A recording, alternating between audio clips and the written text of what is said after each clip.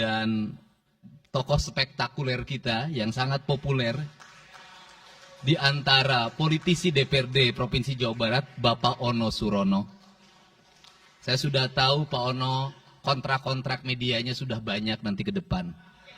Assalamualaikum warahmatullahi wabarakatuh. Sampurasun. Yang saya hormati Ketua DPRD Provinsi Jawa Barat yang mulia Bapak Buki Wibawa, para wakil ketua Bapak Iwan Suryawan, ini tokoh politisi yang begitu kalem saat ada interupsi. Bapak MK Iswara, ini politisi yang tampan selamanya tapi tidak pernah nakal. Dan tokoh spektakuler kita yang sangat populer di antara politisi DPRD Provinsi Jawa Barat, Bapak Ono Surono. Saya sudah tahu Pak Ono kontrak-kontrak medianya sudah banyak nanti ke depan.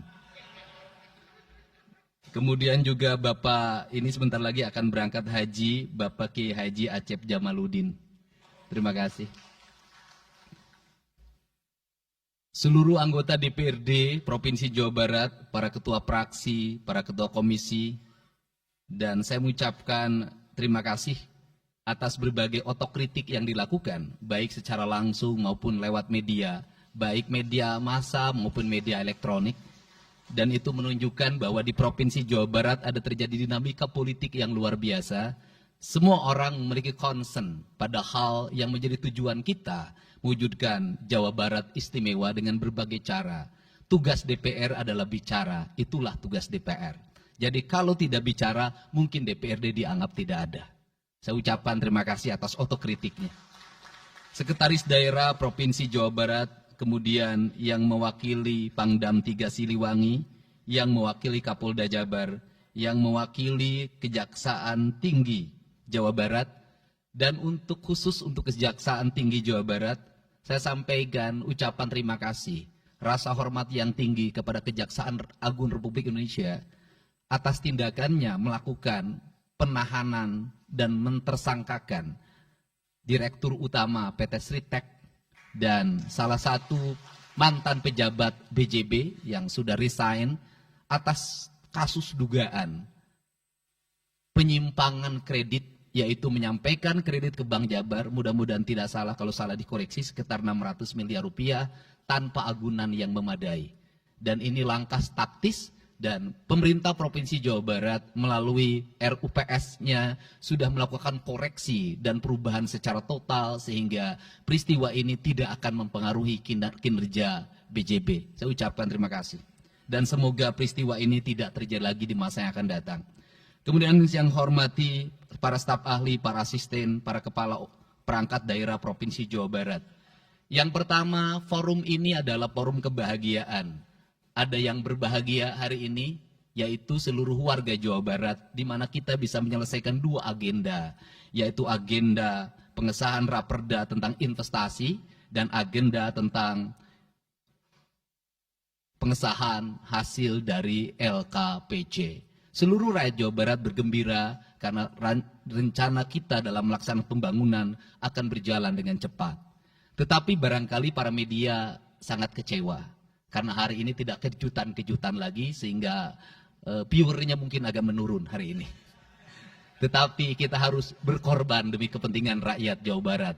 Kita kesampingkan viewer, kita kesampingkan komen, kita utamakan kepentingan rakyat Jawa Barat.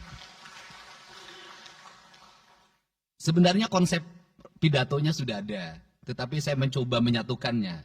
Yang pertama adalah bahwa kita bicara tadi tentang berbagai rekomendasi. Dan rekomendasi itu juga termasuk di dalamnya disahkannya raperda tentang investasi yang sebentar lagi menjadi perda. Apa sih yang menjadi rekomendasi? Rekomendasi pertama adalah angka kemiskinan yang masih tinggi di Jawa Barat. Tetapi saya usul pada Pak Ketua, ke depan kalau LKPJ sebaiknya para bupati wali kota diundang di seluruh Jawa Barat. Karena Jawa Barat itu pertanggungjawabannya bukan di OPD Jawa Barat. Tetapi seluruh kinerja pembangunan itu ada di Pemkab dan Pemkot, serta ada di pemerintah desa. Jawa Barat tidak memiliki rakyat yang terkelola secara langsung karena seluruh pengelolaannya ada di pemerintah kabupaten kota dan pemerintahan desa. Dan saya mohon nanti dipaparkan kemiskinan yang paling tinggi dalam perspektif BPS, dalam perspektif LKPJ dan analisisnya itu di kabupaten mana, bila perlu sampai di desa mana. Kemudian angka investasi tertinggi di kabupaten mana, angka investasi terendah di kabupaten mana, infrastruktur yang berproblem di kabupaten di mana, sehingga semuanya terpetakan dengan baik, sehingga nanti kita bisa mengorkestrasi antara pembangunan Provinsi Jawa Barat, pembangunan kabupaten kota, dan pembangunan desa secara bersama-sama dan berkeadilan. Kemudian yang kedua, bahwa investasi ini menjadi aspek yang utama dalam kinerja pembangunan Provinsi Jawa Barat hari ini. Kenapa? Karena satu, angka kemiskinan kita masih tinggi. Kemudian angka kemiskinan yang tinggi di Indonesia sebenarnya juga dipengaruhi oleh jumlah penduduk yang tinggi. Sehingga persentase kecil menurut Jawa Barat, tetapi menurut nasional menjadi besar. Keberhasilan Indonesia sangat tergantung terhadap kinerja pemerintah Provinsi Jawa Barat, pemerintah kabupaten kota, dan pemerintahan desa. Yang kedua adalah pendidikan. Yang ketiga adalah infrastruktur. Yang keempat, kesehatan. Yang kelima, pengendalian penduduk. Yang keenam adalah pengendalian lingkungan. Kemudian yang ketujuh adalah belanja pemerintah yang masih besar. Belanja tidak langsungnya, yaitu belanja untuk kepentingan pegawai. Yang kedelapan adalah pengelolaan aset. Seluruh rangkaian yang menjadi rekomendasi ini adalah tugas kami untuk meneruskan rekomendasinya. Tetapi yakinlah bahwa apa yang kami lakukan selama ini, langkah-langkah yang seringkali kontroversi, langkah-langkah yang seringkali dianggap one man show, langkah-langkah yang seringkali dianggap terlalu sendiri dan terlalu konten, sesungguhnya adalah langkah-langkah menyelesaikan ini semua. Saya memberikan contoh. Kalau saya melakukan operasi terhadap penutupan galian C, penutupan areal-areal pelanggaran terhadap lingkungan, kalau saya mengkoordinasikan terlebih dahulu dengan jajaran saya, bisa jadi operasi saya gagal. Kenapa? Karena begitu rapat, besoknya penambangnya sudah tahu apa yang akan kami lakukan. Sehingga kejutan-kejutan itu dilakukan untuk memberikan efek kejut. Dari efek kejut itu melahirkan viral. Dari viral itu melahirkan atensi. Yang pada akhirnya hari ini Jawa Barat seluruh penambangan liar bisa diselesaikan secara hukum dan Kapolda memberi atensi yang sangat tinggi. Hari ini Jaksa Agung memberikan perintah kepada Kejaksaan Tinggi untuk melakukan proses pidana bagi siapapun yang melakukan pelanggaran lingkungan dan memberikan kerugian bagi kepentingan masyarakat. Yang kedua, saya sampaikan juga mengenai bagaimana melakukan penanganan terhadap berbagai problem lingkungan yang terjadi. Nilai tukar petani yang menurun, kemudian musibah bencana alam yang tidak berhenti. Perlu kami sampaikan bahwa Gubernur Jawa Barat sudah mengeluarkan peraturan gubernur yang melarang alih fungsi lahan, yaitu larangan alih fungsi hutan, larangan alih fungsi areal perkebunan, larangan alih fungsi sumber-sumber pengairan, larangan air fungsi daerah airan sungai, dan larangan alih fungsi pesawahan. Yang itu harus segera ditindaklanjuti oleh kabupaten kota dengan melakukan evaluasi tata ruang secara menyeluruh. Karena inilah jalan yang terbaik apabila kita ingin melakukan perubahan lingkungan di Jawa Barat. Kemudian, masih bicara kemiskinan hubungannya dengan pendidikan. Saya sampaikan bahwa problem kita saat ini, saat pemerintah menggratiskan sekolah sampai SMA, swasta masih bayar. Maka gratis itu tidak punya makna. Saya tadi di jalan itu bertemu dengan orangnya menangis di depan saya karena seragamnya tidak bisa terbayar. Saya katakan harga seragam berapa? 1,5 juta. Saya balik, jajan anak ibu berapa? Sehari 20.000. Apa sih yang terjadi? Yang harus diperbaiki bukan hanya pemerintah, tapi juga masyarakat harus diperbaiki. Apa yang harus diperbaiki? Ke sekolahnya harus selalu gratis, tapi biaya konsumsi anaknya selalu diikuti. Apa artinya gratis kalau bekal ke sekolah 50.000 per hari? Negara mengeluarkan biaya, tapi orang tua mengeluarkan biaya. Maka kami sudah mengeluarkan surat edaran. Yang surat edaran itu sesungguhnya sebagai upaya sistematik dan menyeluruh sampai tingkat pendidikan dasar, walaupun itu bukan kewenangan gubernur. Tetapi dari sisi surat edaran gubernur bisa dijadikan landasan bagi para bupati dan wali kota membuat surat edaran yang sama.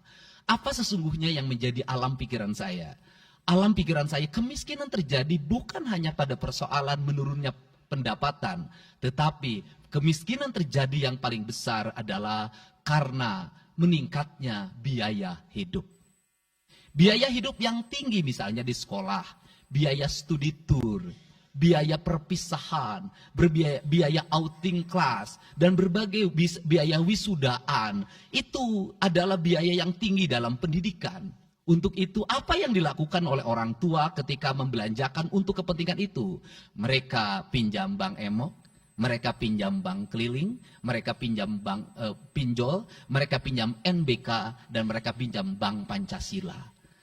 Menghentikan ini sesungguhnya, saya lagi menghentikan mereka tradisi meminjam uang dalam keadaan terdesak pada para rentenir. Dan ini strategi untuk menurunkan kemiskinan. Kemudian yang berikutnya adalah perhatian ketika rakyat sakit.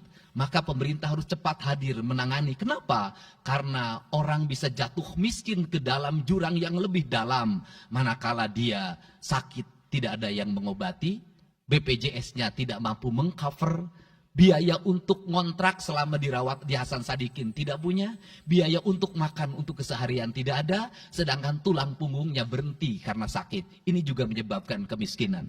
Kemudian yang berikutnya, kemiskinan terjadi karena rusaknya sumber daya alam, air yang hilang, sumber penghidupan yang hilang, sumber energi yang hilang, sumber protein yang hilang, sumber kalori yang hilang di lingkungan berupa kerusakan lingkungan, itu akan melahirkan kemiskinan. Maka alam yang tertata sesungguhnya adalah bagian dari upaya untuk menjaga kemiskinan. Kemudian yang berikutnya adalah belanja infrastruktur yang harus meningkat, dan itu di belanja sekarang kita sudah melihat. Itu adalah bagian dari menyelesaikan problem kemiskinan. Konektivitas infrastruktur sangat penting dalam menumbuhkan ekonomi, tetapi di balik itu kebudayaan rakyat tidak boleh diberubah. Kenapa? Infrastruktur baik bisa jadi tanahnya dijual karena mahal, pada akhirnya menjadi miskin kembali. Infrastruktur harus seiring dan sejalan dengan kerangka berpikir publik yang mengerti akan hak atas tanah. Kemudian yang berikutnya adalah pengendalian penduduk. Booming penduduk di Jawa Barat relatif besar. Untuk itu harus dibuat berbagai upaya untuk menyelesaikan problem kependudukan. Saya berkali-kali bercerita bagaimana di Majalengka saya bertemu dengan sebuah keluarga yang tinggal di kontrakan, yang ayah dan ibunya tidur ketika jam 11 siang, dan anak-anaknya berjualan di alun-alun. Jumlah anaknya 11, dan ketika saya berkunjung ke tempat kontrakannya sudah hamil lagi yang ke-12. Ini problem. Dan itu saya kemudian di Cirebon, saya berkunjung pada sebuah rumah yang listriknya baru dinyalakan lewat program Provinsi Jawa Barat. Rumahnya itu ternyata anaknya sudah 4. Padahal dia baru saja menyelesaikan rumah dari pinjaman senilai 25 juta. Dan itu pun belum selesai dan rumahnya 1 kamar. Ketika keluar dari rumah itu saya bertemu dengan seorang bapak yang meminta kepada saya untuk ber-KB. Anaknya sudah 7. Dia tak mau lagi untuk anak yang ke-8. Saya katakan bahwa jumlah anak sangat identik dengan problem kemiskinan. Betul, kemiskinan tidak akan bisa diselesaikan dengan hanya mengatur kelahiran, tetapi setidaknya pengaturan kelahiran adalah bagian dari untuk menekan angka kemiskinan. Dan yang terakhir adalah dari seluruh rangkaian ini adalah belanja pemerintah harus menjadi stimulus bagi kepentingan masyarakat. Maka jumlah-jumlah proyek harus terus segera digulirkan, digelontorkan menjadi kegiatan publik sehingga banyak orang yang kuli, banyak orang yang nyapu, banyak toko-toko yang buka, semen terjual, besi terbeli, dan kemudian regulasi ekonomi berjalan. Warung-warung bisa menjadi tempat para kuli siang hari makan siang. Dan ini adalah bagian dari strategi stimulus ekonomi yang digulirkan oleh pemerintah itu memiliki sumbangsi terhadap 12% pertumbuhan. Dan yang terakhir adalah investasi. Investasi itu modalnya ada 3. Yang pertama adalah konektivitas infrastruktur, ketersediaan jaringan air bersih. Kita jujur hari ini saya sampaikan ke DPRD, banyak perusahaan-perusahaan yang masih menggunakan air bawah tanah tapi tidak berizin. Bayar pajak tidak, jalan terus. Karena kalau dihentikan mereka pabriknya berhenti. Setelah itu apa? Mereka menjadi objek pemerasan beberapa pihak dalam setiap bulan karena dianggap melanggar perda. Tetapi kalau juga mereka dihentikan, maka pabrik itu berhenti. Dilema itu harus segera diselesaikan. Caranya bagaimana? Caranya adalah pemerintah provinsi melalui Bapeda hari ini harus segera merancang daerah-daerah yang menjadi kawasan industri harus dibangun fasilitas infrastruktur jaringan air bersih dalam bentuk investasi pemerintah sehingga nanti dikoreksikan dengan PAM-PAM atau PDA air di setiap kabupaten kota secara terkoneksi. Dan ini jalan bagi kita menyelamatkan lingkungan dan menorong pertumbuhan PDA air di setiap kabupaten kota. Karena apa? Karena angka pembayaran yang dilakukan oleh industri jauh lebih baik dibanding angka rumah tangga dan angka-angka layanan sosial lainnya. Itu yang pertama. Yang kedua adalah tumbuhnya iklim investasi di mana masyarakat merasa nyaman. Investor merasa nyaman ketika perizinannya cepat. Saya memberitahukan ya bahwa di Indramayu ada pabrik sepatu yang selama 2 tahun tidak mau buka hanya karena perizinan lingkungan hidupnya belum kelar. Saya ngambil langkah pasang badan, lakukan pembangunan karena itu menyerap 8.000 tenaga kerja. Kemudian di Cirebon juga seperti itu, banyak perizinan yang menggantung bertahun-tahun. Hari ini saya janjikan dalam 1 bulan ini seluruh perizinan di Jawa Barat tuntas dan selesai. Dan saya meminta kepala BPM TSP menjadi VR pemerintah Provinsi Jawa Barat untuk senantiasa tiap hari melihat data dan dokumen di setiap kabupaten kota. Mana yang terlambat, mana yang mengalami hambatan. Kemudian yang berikutnya adalah kenyamanan dalam berusaha. Kenyamanan dalam berusaha adalah ketenangan para investor dan lingkungan masyarakat terhadap berbagai aksi gangguan dari orang yang mengatasnamakan diri preman. Untuk itu hari ini kita cukup bersyukur di Jawa Barat, peristiwa ini sudah hampir tidak ada. Kapolda kalau dengar ada preman, hari ini turun termasuk ke Garut, dengar ada preman, Kapolda turun. Ini semua stakeholder sudah bergerak dengan baik, layanan investasi sudah berjalan dengan baik, tinggal satu lagi hambatan investasi adalah masyarakat menaikkan harga tanahnya luar biasa.